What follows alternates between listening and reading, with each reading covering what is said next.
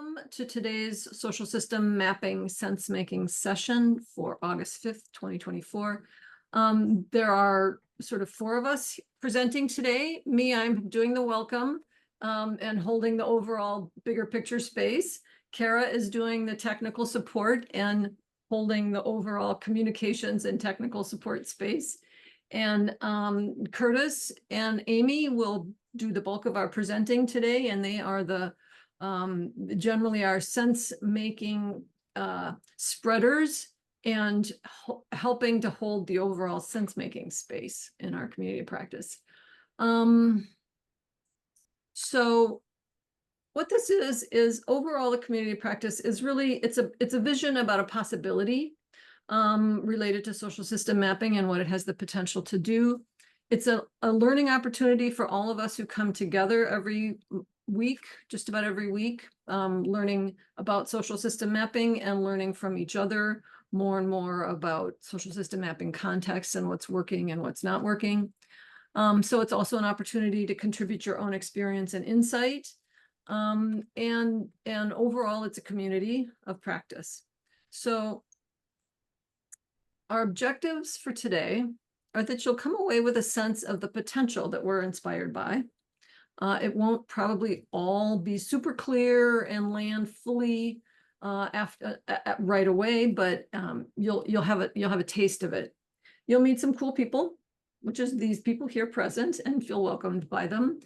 And you'll come away at least a little bit curious about how social system mapping can support a network, especially how it can support building relationships and learning how to deal with complexity.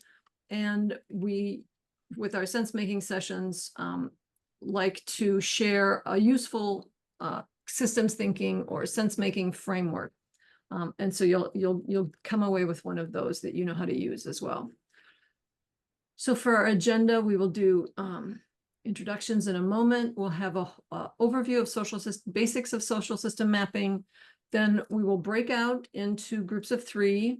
We'll come back and talk about how the process. Okay. We'll do the oh, this is me catching up to other people's thinking. We'll talk about how we believe social system mapping can be transformational. We'll talk about human systems dynamics model for pattern spotting, which is a systems thinking tool. And we'll do breakouts again in the same group, and then we'll do some review and reflection. And so when we do our breakouts, we like to have people, we do two of them, and we like you to be able to introduce yourselves in the first one and then dig deeper together with the same people in the second one, so you don't have to redo your introductions, and so that you get a deeper sense of one another. And so we like to have stable breakout rooms.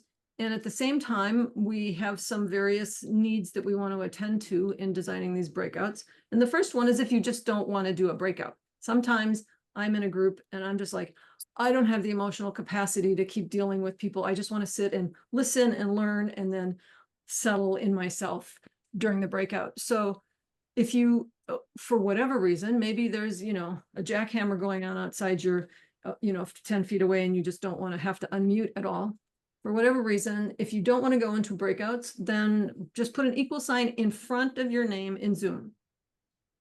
So that if you don't know how to change your name in Zoom, just go to the picture of you and hover your cursor over it. There's a little there's a little ellipsis, click on that, and then there's an option to rename yourself. So if you don't want to go into a breakout room, we're going to ask you to rename yourself in a bunch of instances. One is no breakout.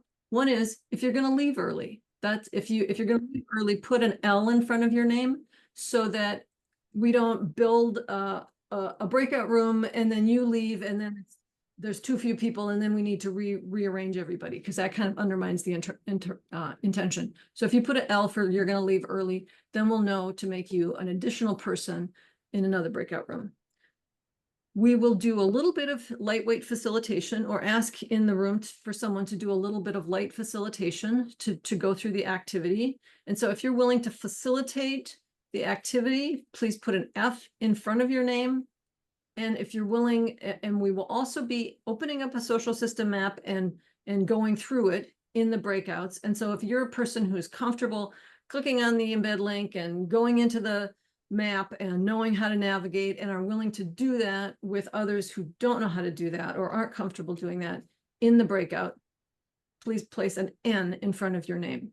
So equals means don't put me in a breakout. F means I will facilitate something. N means I will navigate the map. And L means I'm going to leave early, so place me appropriately. If you do that in front of your names, then Kara can easily get the groups ready. So if you do that by the time the breakouts are set to go, which will be in a few minutes, that would be great. Any questions, clarifying questions about this step? I just want to make sure that this is the first time we've done this piece of this process, and we're going to do more of it. And now we have another person entering, and I'm not going to repeat it. So Kara, you'll just have to make them an additional person, I think. So that's renaming in the Zoom. And the next thing is, do we have the Mentimeter link in the chat? I don't have my chat open, so okay. Well, let's get the Mentimeter link in the chat, and whoever has access. I can do that. Okay, thanks, Curtis. Kara just put it in. Kara's so fast. She's okay. So, hi, Evan. Let's got your. Yeah, okay, I got your note just because I just opened my chat. Okay, so there's a link in the chat called the Mentimeter voting link. If you click on that, you'll be able to walk through the presentation as any of us are going through it. And right now, what we'd love for you to do is to click, is to go to is to share your name, pronoun, location, and networks you're supporting in some way, all together in one comment field. There's a field in that Mentimeter thing. So,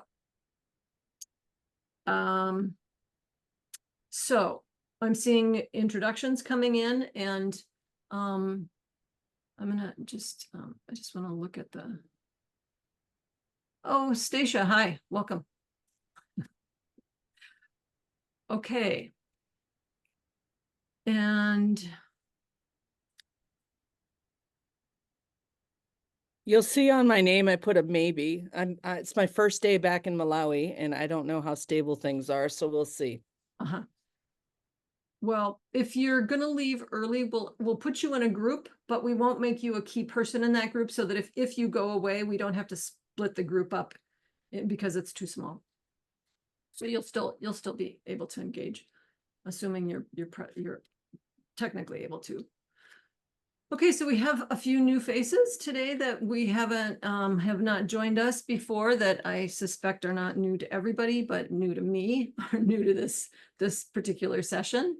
And I would like to just invite briefly, Isles, if you'd just like to put your, we haven't, if you would like, if you feel comfortable to just say hi and give us a like, repeat what you said in the thing, just so we can see you personally and appreciate you, if you're willing. Hi, and thank you so much for hosting this space. Very curious to perhaps be a part of it regularly. Yeah, it's a new project, but I'm connecting with a space in London, and we're exploring mapping similar spaces across London, maybe the UK. We've started a spreadsheet. We're still trying to grasp what we even mean by defining these spaces, but the current working definition is finding spaces that facilitate conversation around the climate crisis, existential crisis, collapse, polycrisis. Great. Thanks. All the fun things. Cool. Thank you for joining us. And Richard, I know we've interacted a little bit by tiny bit by email, and you've been interacting with Jim, but I just want to give you an opportunity to put your voice in this space as well. Yeah, so Richard Wildbert for a mental health organisation, but part of a health-wide group across Europe, and Jim's been helping me think about how do we get that group to connect differently. Currently it's quite transactional or via WhatsApp, but actually this space or this way of working seems to hopefully prompt different thinkings and different ways to connect the group. So here to learn and listen and join in. Yeah, welcome. Thank you. Thanks. Glad you could join us. And Jessica, I don't think we've ever heard from you. If you would like to do that as well. Just a brief hi to put your voice in the space. And there's no pressure. Hi, I'm from Seattle and I'm with the Science Communication Training Network. Great. Thanks for joining us. Okay. So, and then the next question in the Mentimeter is, what is the possibility that you envision in the system that you're engaged in? And if you have a way of answering that, we'd love for you to share that with us in the Mentimeter.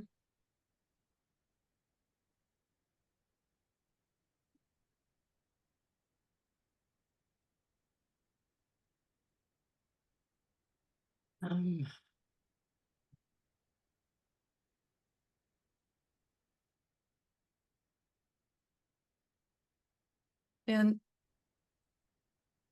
I'm hoping that you're able to see the Mentimeter, toggle back to the Zoom dashboard once you input stuff into Mentimeter so that you can see other people's responses.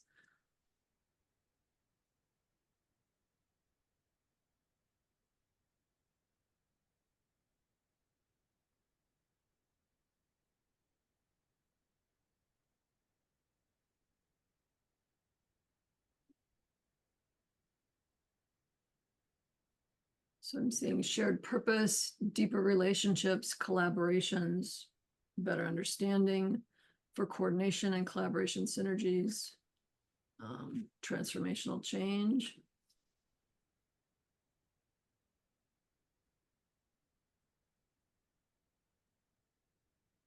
Yeah. So high level, lots of increased awareness about lots of dynamics, who's where, what's available, etc., what's needed, how to collaborate, as well as some shared shifting and thinking. Thank you for that. I'm going to go ahead and move forward. And just a quick poll, how familiar are you with social system mapping? This is always important for us to know in this session because we need to account for all the variation. And so, and it may, okay, so we've got some rough idea, some relative comfort, plenty of fairly experienced people. I'm curious if we have anyone who has no idea what we're talking about.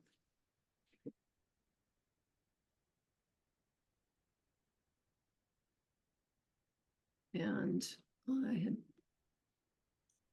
better. Okay. So we look good there. So let's go ahead then. I'm going to stop sharing my screen because I think I'm at the end of the slides I need to share. And then, so this was the thing that I got stumped by. Are we asking Curtis then to do the, this is a question for Amy. And do I, we're asking Curtis to do the what is first and then do the breakouts and then for him to do the theory of transformation, or do we want him to just go through both of those pieces together and then do the breakouts? Amy. Curtis can decide. I think it's organized to do it in the middle. Yeah, that's what I'm seeing. Okay. Yeah, sounds good. Okay.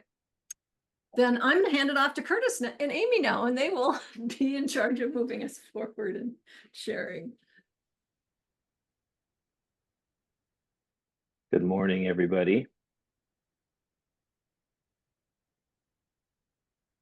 Would just love to, for a half a second, name gratitude that I'm feeling in that I'm here in a space with a whole bunch of people who are putting attention and energy and love and compassion into making communities and relationships and systems healthier. And it's just feels good. So social system mapping is a unique thing, and we're going to talk just for a few minutes about what it is and how it contributes and can contribute to the work that we're all doing. I think it's a really powerful tool. So if you could click the next slide, Amy. It is a synthesis. So notice it's not a social network map. It's a social system map that includes aspects and elements of lots of different kinds of maps, including a social network map, but also maps of assets, concepts, different interdependent systems, stakeholders, as well as, you know, people and their relationships with all of those things. Click again. And one of the things that's really important to keep in mind about social system mapping is that it begins as soon as you start thinking about it. So you start thinking, I'm in a system, we're in a system together, there's a whole bunch of elements and parts to the system that all connect. How do we understand and visualize that? And as soon as that begins, it starts to take shape. And even once we start having things that we can look at, we have a visual artifact, it's never static. It continues to grow because it's a map of an organic thing that's changing all of the time. So it's a process that we enter into rather than something that we create with a finite end in mind. Click again. And one of the things that's really cool, several of the things that's really cool about social system mapping is that it includes all of the parts and people in the system. So it's online. So anybody with access to the internet can engage with it. And that's important because it's interactive. So it's online to be accessible.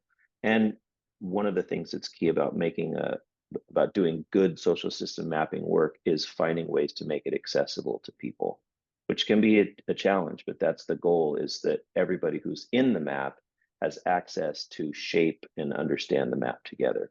You click again. So that would make it iterative.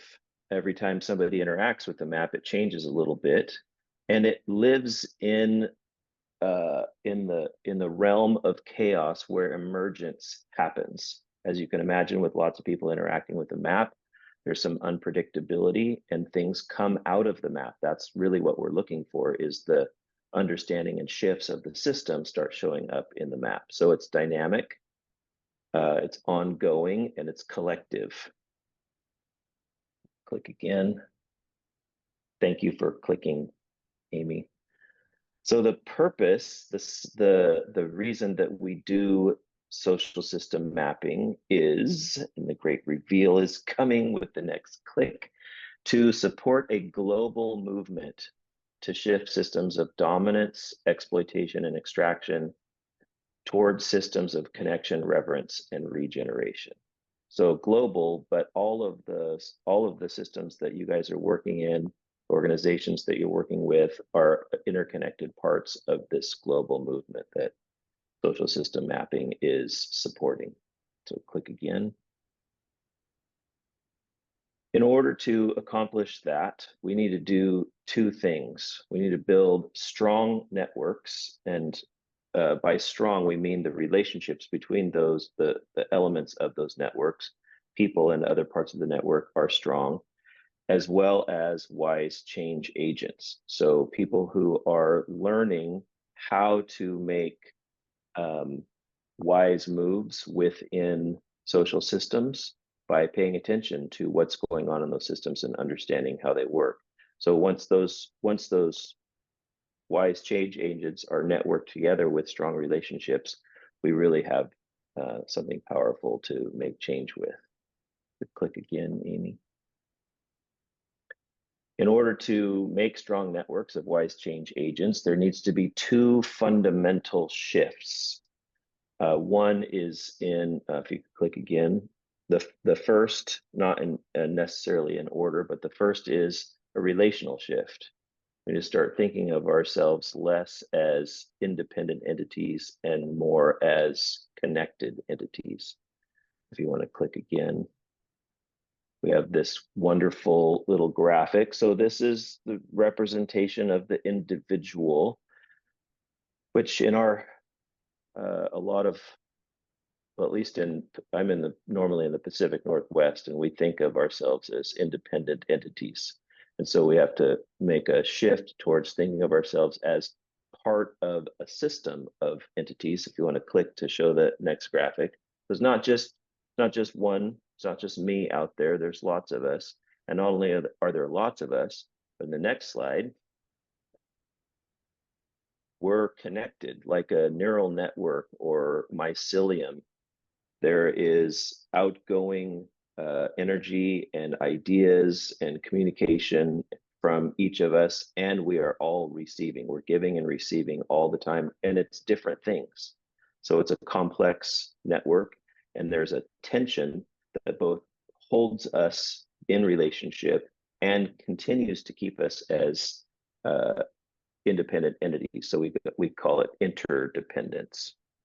We could click again. So that's the first shift, that shift from independent to relational. And the second shift is cognitive. I'm going to click the next slide.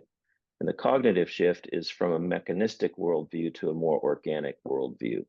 So mechanistic in terms of very predictable, machine-like thinking where it's linear and A plus B always equals C.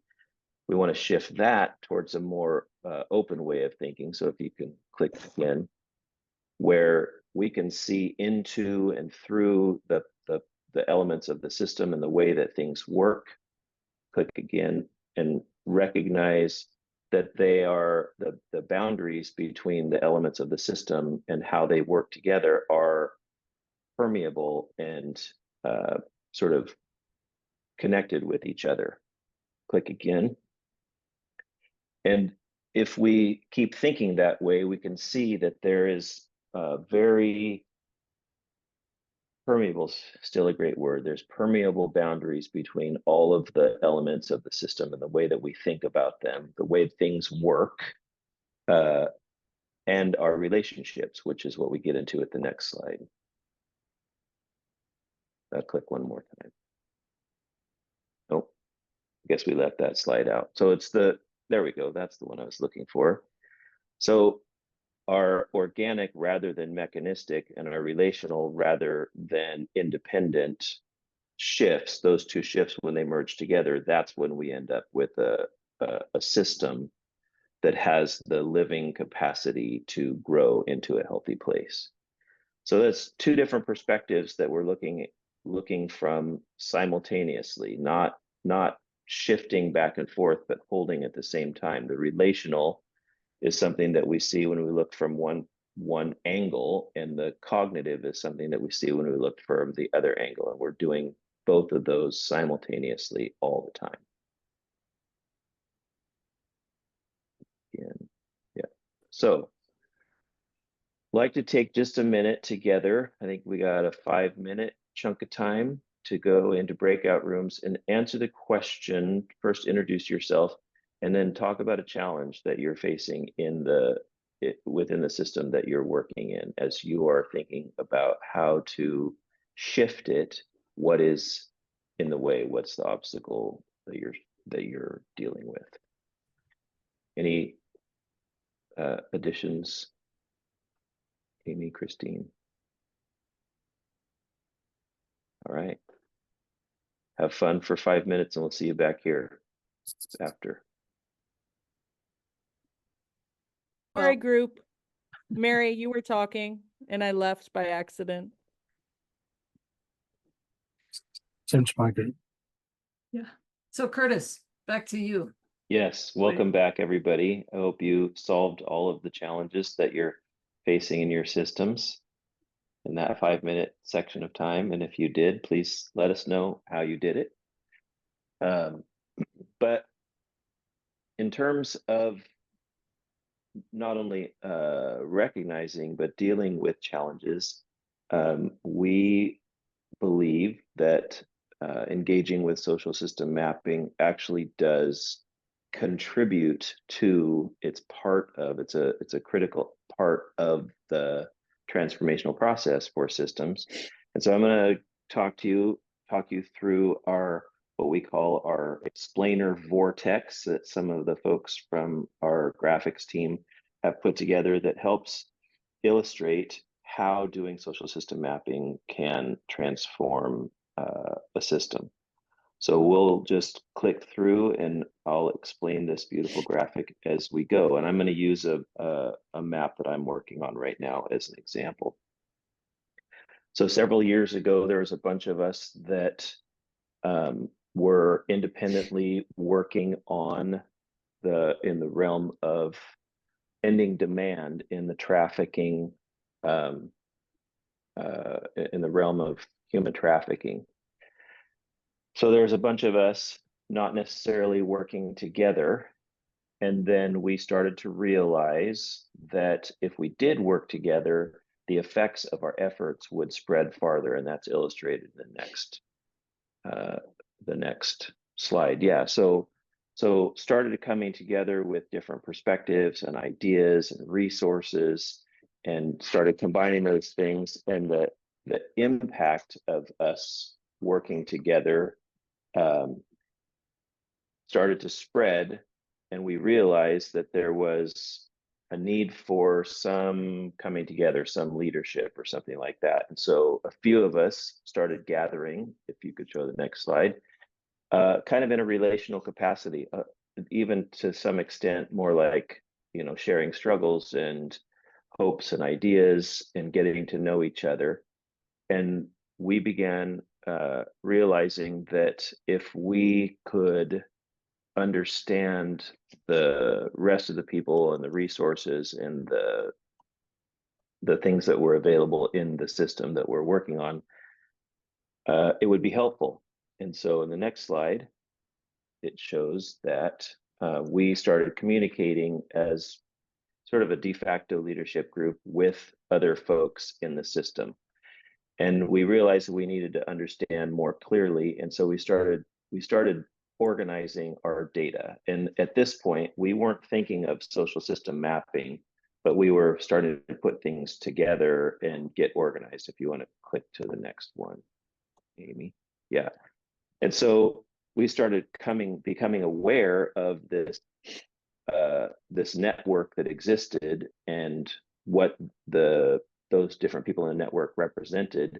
And I actually, at that point, was trying to make a map using Kumu, and I hadn't heard of sumApp yet. And out of desperation, I asked one of the Kumu coaches, and she told me about sumApp and introduced me to Christine. And so the data gathering that we were doing that was really clunky at that point shifted to social system mapping.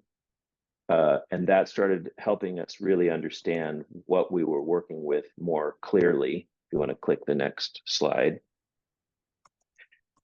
Because we were able to collect information and perspectives from the people in the system and the other organizations that we're working with, and that started to shape our map a little bit better. A lot of this was happening within the relational connections that we had, but we were gathering data from the relationships that we had, which enabled us to reach farther into networks of people that we didn't have relationships with and shape our activities and our gatherings and our messaging and the way that we functioned in our relationships. And then click again. And that started helping us visualize the social system that we were a part of and the shifts that we were trying to make more accurately to represent the actual system. And that's these white lines snugging in is illustrating the fact that we started making sense of the system and we're able to visualize it more accurately. Click one more time. I think some purple is going to start showing up. You see down at the right side there, the cognitive shift starts taking place. We are basically getting better at shifting our system. And this has been, to be transparent, this has been a, I would say, difficult process. System shifting is not easy work. And I did a whole mapping scenario that just didn't fit very well. It didn't do a good job of understanding. We weren't getting the engagement that we wanted. So we went back to the drawing board, and we talked to a lot of people who are in the system about what the map should look like. And now we're doing a whole different one that's getting a lot more engagement. So we're doing it differently now than we were before, because we're engaging with the whole system. So it's changed the way that we've been thinking. So more purple in the next slide, and closer, Curtis. those white lines coming closer. Are you interrupting me? Yeah, is that okay? Can I pause you just briefly? Yes, I don't mean interrupting in a negative sense. No, I know. And I know you said that for everyone else, and so I shouldn't have said, I didn't need to say, you know, I know. Anyway, I just. But they needed to hear you say that, you know, I know. Uh-huh. We're practicing a whole bunch of different kinds of facilitation behaviors, just in case you haven't caught on. You haven't said what the colors, you've alluded to the colors, but you haven't been explicit. So for those who aren't familiar with this graphic and the color scheme, I was wanting to just hear it said directly so that they're following what you're referring to. Yeah. Do you want to? Okay, so the orange illustrates the relational shift. So you notice that in the first half of the social system mapping process, there's a lot of relational energy that's going on, and the cognitive shift starts happening. I mean, it starts happening at the same time, but it really starts taking shape in the later stages. And that's exactly what I've experienced working in this mapping scenario that I'm talking about. Is it was in the context of relationships that the cognitive shift took place, and we changed the way that we were thinking about how the system was going to shift. And interestingly, the cognitive shift led us to a more relational approach, because the cognitive shift is from mechanistic thinking, where you just make a survey, send it out, and expect that everybody's going to respond. One of the things we realized is the collection of data is a relational effort. It happens within the organic interaction of the relationships. So is that right? What's our next slide, Amy? I think that's that's when we've reached utopia and we are thinking and relating in a way that's contributing to the system health.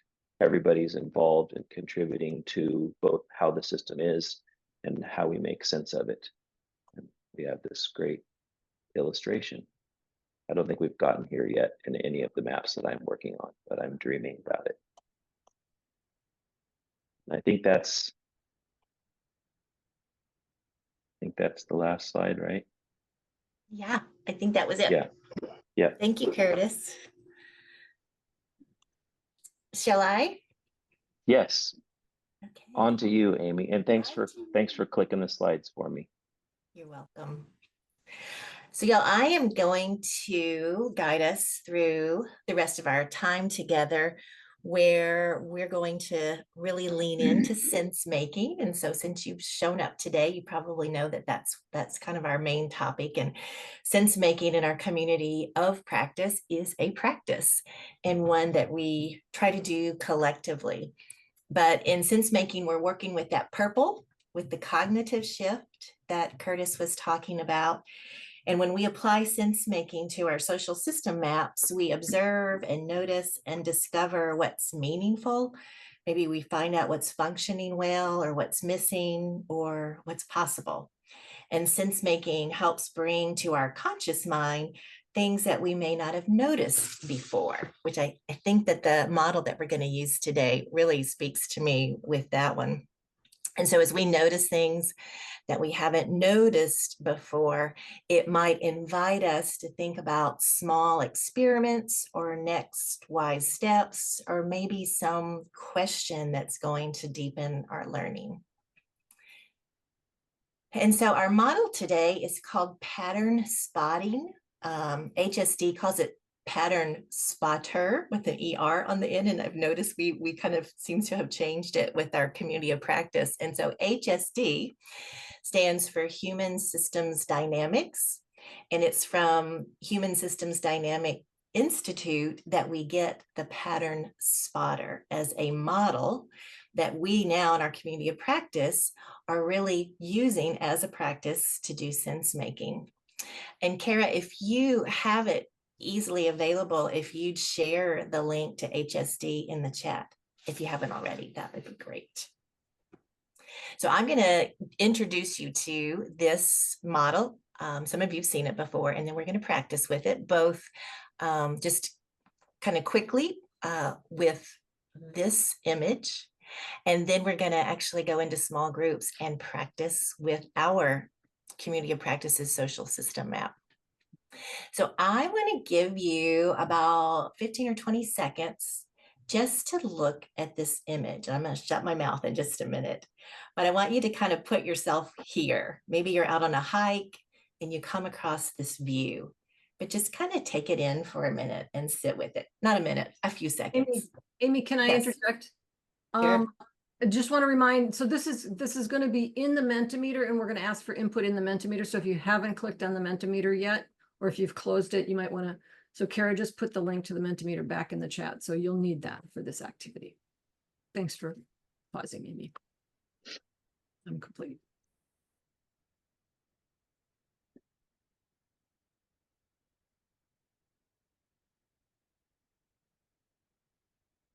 Okay, so we're going to come back to this image. So pattern spotters comes to us from HSD, and it's a pretty simple model. So it's made up of these 5 statements, kind of fill in the blank statements that are meant to focus our attention from what we see, what seems kind of obvious, and help bridge us to what we cannot see. And so on the surface, this model seems pretty simple, and it is simple, and you'll find that it's pretty simple to use, but it's actually very useful because it prompts us to go deeper and just to discover things that we might not have seen before, to help us when we're stuck and to help us with challenges. So let's just practice. And as we practice each one of these statements, I'll add a little bit more of an explanation to it. So the first statement that we are going to invite you to respond to is, in general, I notice. So using the Mentimeter link, I would love for you to respond to this statement, looking at this image. There's no wrong answers. In general, I notice.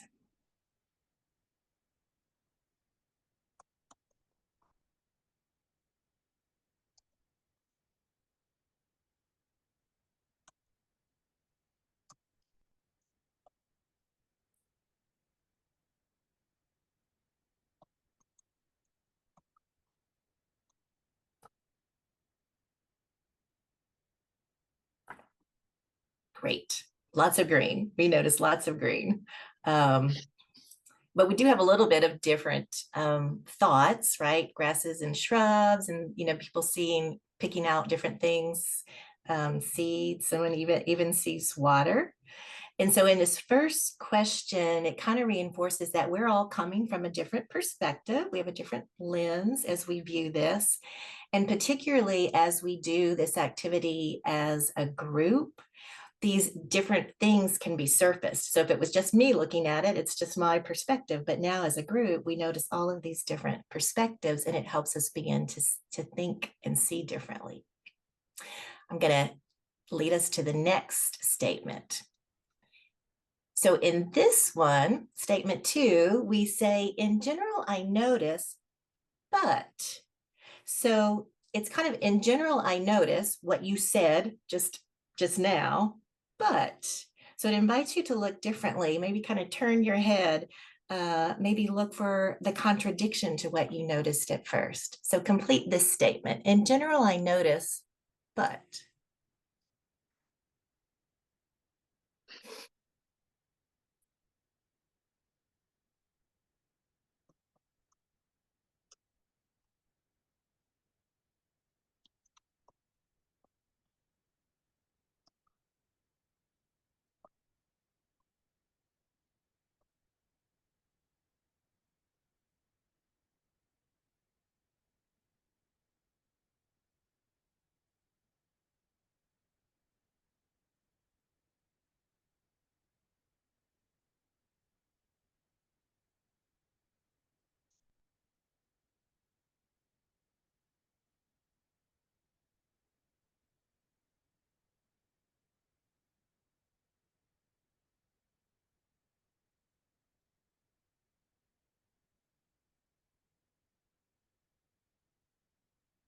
Well, great. I think I clicked. I didn't mean to. Let's go back to the responses. So yes.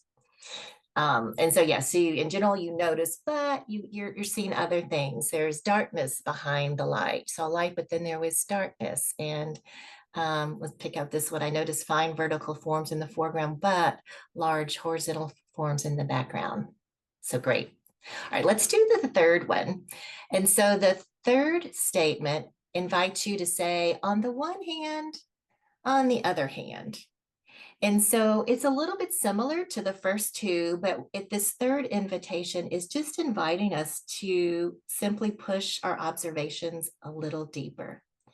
So as you think about your response to this one, notice the tensions, search for differences, and maybe recall that it's in the difference where the most potential for transformation is in complex adaptive systems. On the one hand, on the other hand, how would you complete this?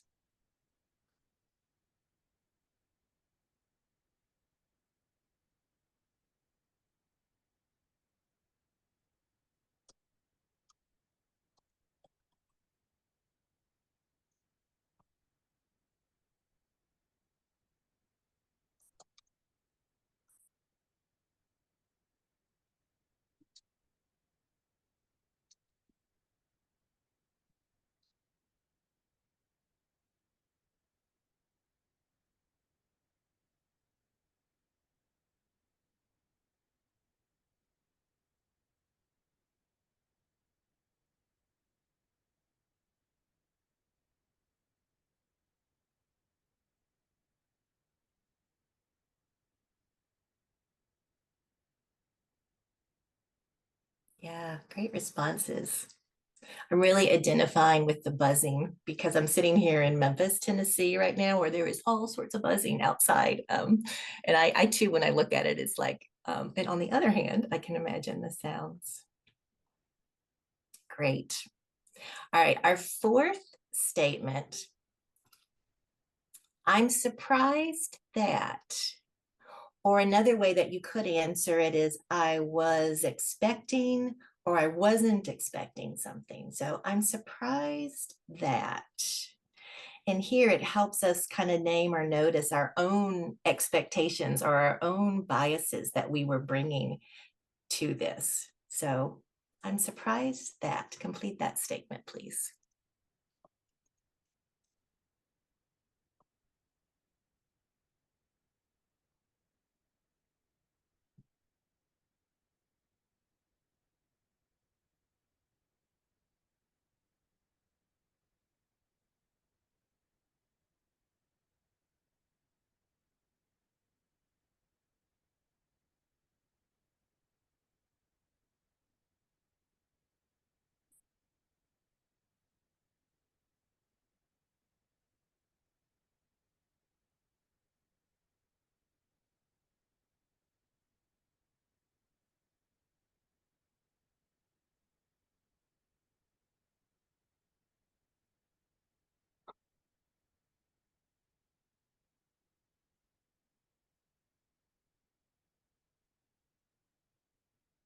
Great, I'll give y'all a chance to read some of these.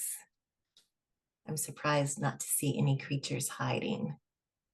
That you can have so much structure with so little color differential. And our final prompt is to respond to I wonder, or you could rephrase this by I'm puzzled by. And the idea here is that this is kind of what you're taking away. You're taking away your puzzlement, you're taking away your wondering. Maybe it's a new question, maybe it's a big takeaway, or maybe it's some potential action. So I wonder. Please complete that.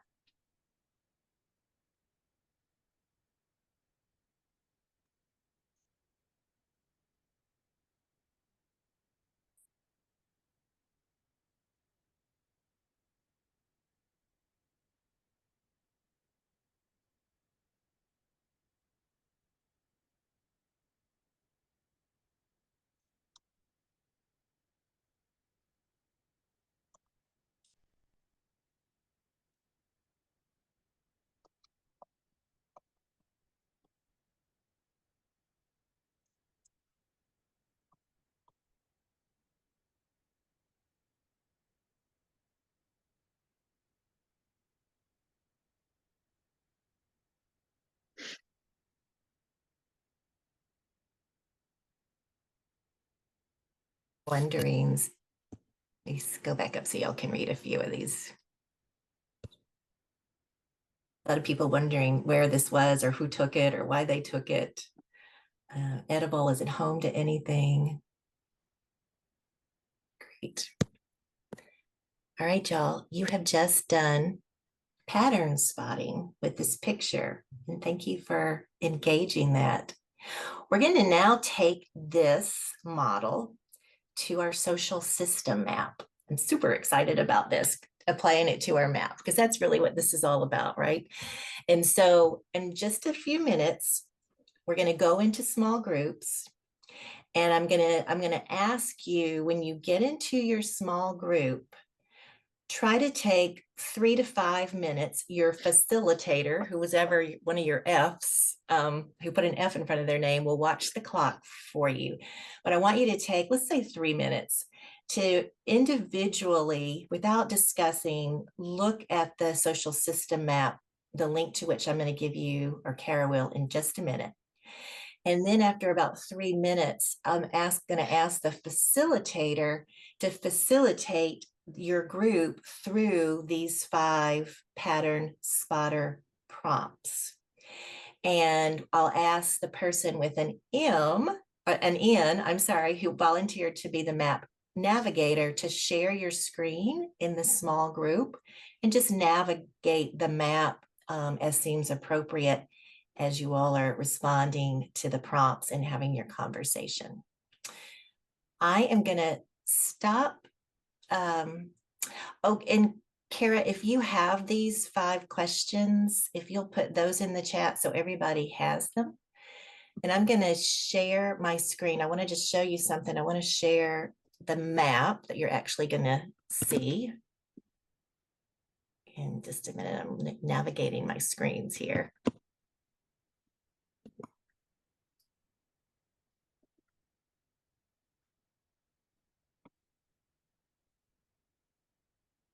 Okie doke. So, all right, and if she hasn't already, and I'm sorry, y'all, I can't follow the chat and do this at the same time, but if she hasn't already, she's going to put a link to our social system map, and it's going to bring you to this view. This view is called the shaded time tag view, and it's the view that I want us all to use for this activity. I think we'll find for this practice that we're hoping it'll be meaningful for us all to be looking at the same view. I'm going to hit, if you guys aren't used to navigating a social system map on Kumu, I'm going to hit these 3 dots to make the words go away to the side. I'm going to hit these arrows up here in the right, zoom fit, just to put it in the middle, because that's where it's easier for me to look at. And I'm going to invite you to not use these filters here. I'm telling you what I hope you don't do first, and not necessarily filter down here. What I want to invite you to do is pay attention to these years. This is the time tag, 2019, 2020, 2021, you can see here. So for example, when I hit 2019, this is now the view. And I want to also point out to you that we have a legend here. So all of the people that joined the map in 2019 have this dark maroon color. And then I'm going to add 2020 to it. And it may not be too easy to see on Zoom, but we've still got some dark color. And now we've brought in this little bit lighter maroon color. So your invitation is to take 3 minutes on your own to hit these different years and just see what you notice. Ask yourself the pattern spotting questions, and then go in to a conversation where the facilitator, will guide you as a group through sharing your responses to the pattern spotting prompts. I feel like that was a lot of explanation. Does anybody need any clarifying for that? Yes, Kara. Do we still want 20 total minutes? 20 total minutes. We'll come back at 11:20. Yeah. Thanks. All right. I think we're ready for small groups.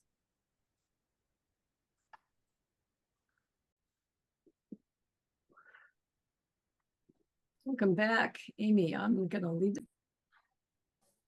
Hi, everybody. Yes, welcome back. I see several people had to jump off, it looks like, but I'm hoping you guys got to go through those the statements, and I'd be curious just to have a little bit of discussion here in the large group and kind of to ease into it. I want to invite you to use the chat. Now we're going to use the chat. We're not going to go back to Mentimeter anymore this morning. And in a word or a phrase, what was it like doing pattern spotting in your small group? What was that experience like in a word or a phrase? And just put that in the chat, please.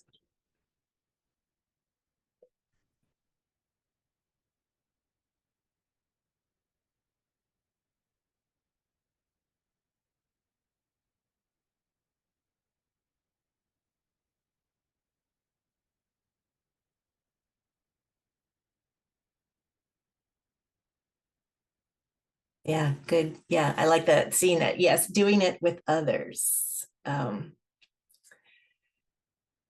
that the questions were curious, free, open-ended questions.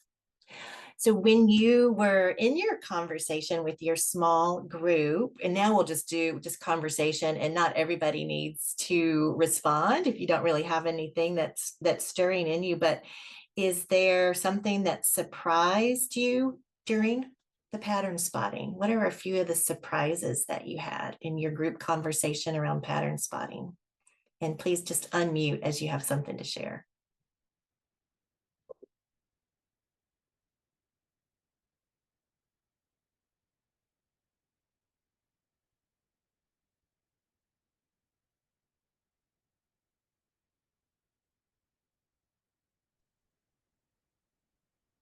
I suppose something, Amy, was the fact that you can spot a pattern, but it's just based on what you see. So our questions then kind of went, well, could it be this or that, the other?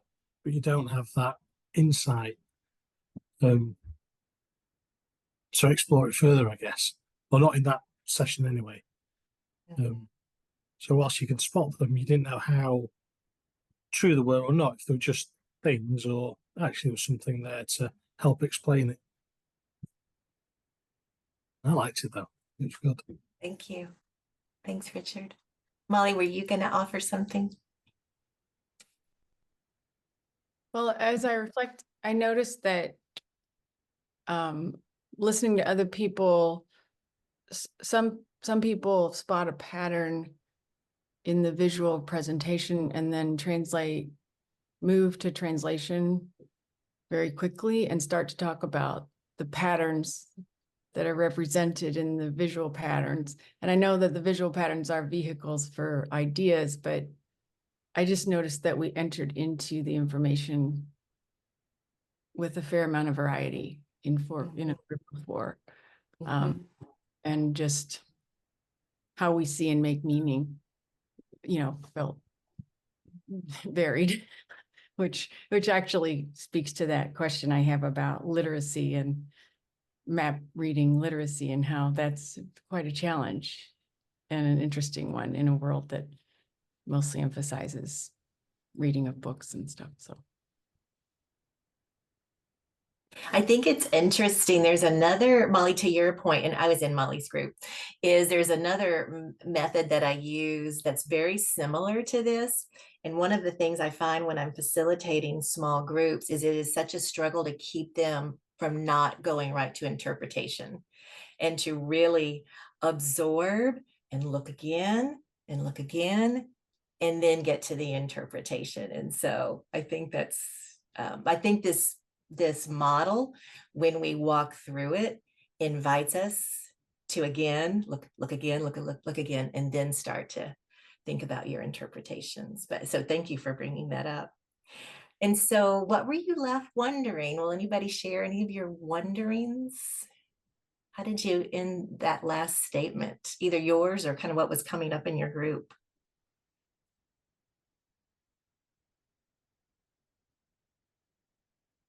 We had some wondering around the years to years and what it meant, where there were changes and weren't changing.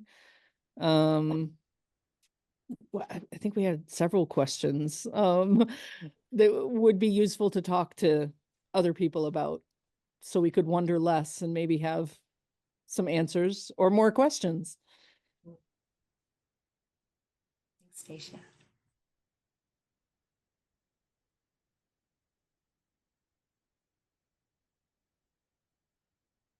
I think two wonders came up in our group, I think. One was thinking about the more and more disconnected periphery as the community got bigger.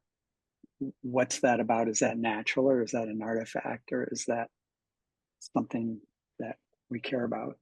And the other was that noticing that the periphery itself wasn't connected to itself. It was connected to the core. And wondering if there's real value in having the periphery connected to itself more densely than it appears to be.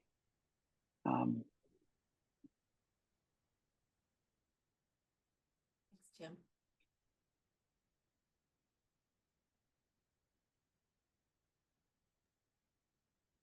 Let me invite one more. Molly, go ahead, and then I'm going to invite one more question. Go ahead, Molly. You want to offer what you want to share? Is that you, Molly? Oh, yeah, I'll try to keep it succinct.